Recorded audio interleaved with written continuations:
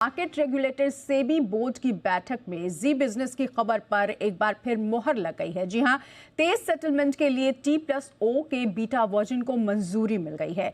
इसके अलावा और क्या क्या फैसले लिए गए हैं ये बता रहे हैं हमारे सहयोगी ब्रजेश कुमार। ब्रजेश, जानना चाहेंगे क्या क्या फैसले लिए गए हैं इस बैठक में। बिल्कुल, अगर अहम फैसलों की बात करें तो जो सबसे बड़ा फैसला है वो ये है कि जो आईपीओ लाने के नियम और आसान किए गए हैं और ख़ास तौर पर उन मामलों में आसान किए गए हैं जहां पर पहले अभी थोड़ी सख्तियां थी। जैसे कि अगर कोई प्रमोटर अपना जो 20% कंट्रीब्यूशन रखना होता है आईपीओ लाने के लिए, तो वो कंट्रीब्यूशन अगर किसी सिक्योरिटी को कन्वर्ट करके लाना चाहता है डीआरएचपी दाखिल करने के 1 साल के भीतर, तो अब उसे इसकी इजाजत होगी।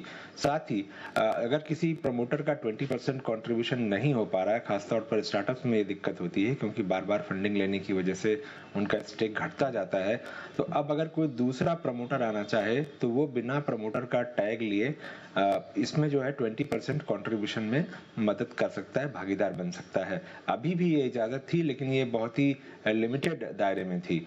तो एक ये बात हुई। दूसरा जो है, जो कंपनियां हैं उनके लिए कंप्लायंस की शर्तों को कई जगहों पर काफी आसान किया गया है।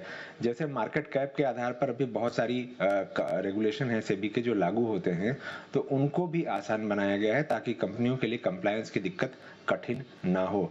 साथ ही बोर्ड मीटिंग से जुड़े अभी बहुत सारे अलग अलग मीटिंग्स बोर्ड की अलग अलग होनी है अलग अलग मामलों पर, तो उनकी अलग अलग टाइमलाइन है जिनके बारे में एडवांस में सूचना देनी होती है, पूर्व सूचना देनी होती है।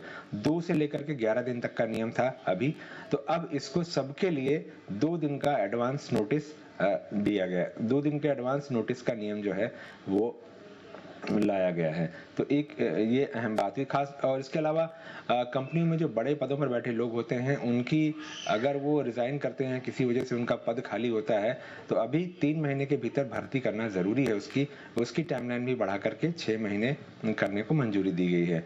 इसके अलावा जो बड़ा एक और अहम फैसला था वो T+0 सेटलमेंट, जिसका कंसल्टेशन पेपर आया था और जिसकी बाकायदा टाइमलाइन भी लगभग अनाउंस कर दी गई थी, तो अब उसमें बदलाव किया गया है। बदलाव ये है कि ये जो T+0 सेटलमेंट का नियम है, ये जो टेस्टिंग होगी, बीटा वर्जन होगा, यानी टेस्टिंग वर्जन इसका लागू किया जाएगा और शुरुआत में केवल 25 शेयर होंगे जिनके लिए ये सुविधा होगी। साथ ही चुनिंदा ब्रोकर्स होंगे जिनको इसमें शामिल किया जाएगा। तो एक ये जो है अहम फैसला है। इसके अलावा जो एफपीआई के रेगुलेशंस हैं उनको खासतौर पर कंप्लायंस वाले, उनको काफ़ी सारी रियायतें दी गई हैं। जैसे अगर ऐसी कोई एफपीआई है जिसका कोई प्रमोटर नहीं दिखता, जिसमें कोई ऐसा प्रमोटर खासतौर पर जैसे विदेशों के यूनिवर्सिटी फंड होते हैं, एंडोमेंट फंड होते हैं यूनिवर्सिटीज़ के, तो उन मामलों में उनको जो अतिरिक्त डिस्क्लोजर देना पड़ता था वो जो है उससे शर्तों के साथ उसमें भी राहत होगी।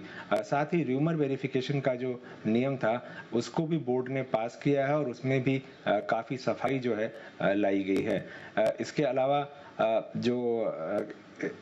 अलावा जो रिसर्च एनालिस्ट और इन्वेस्टमेंट एडवाइजर से जुड़े नियम हैं उनके बारे में बोर्ड ने ये नियम बनाया है कि इनका रेगुलेटर और एडमिनिस्ट्रेटर अब स्टॉक एक्सचेंज हो सकेंगे। साथ ही जो रिसर्च एनालिस्ट हैं और जो इन्वेस्टमेंट एडवाइजर हैं उनके रजिस्ट्रेशन की फीस में किसी भी तरह का कोई अंतर नहीं होगा।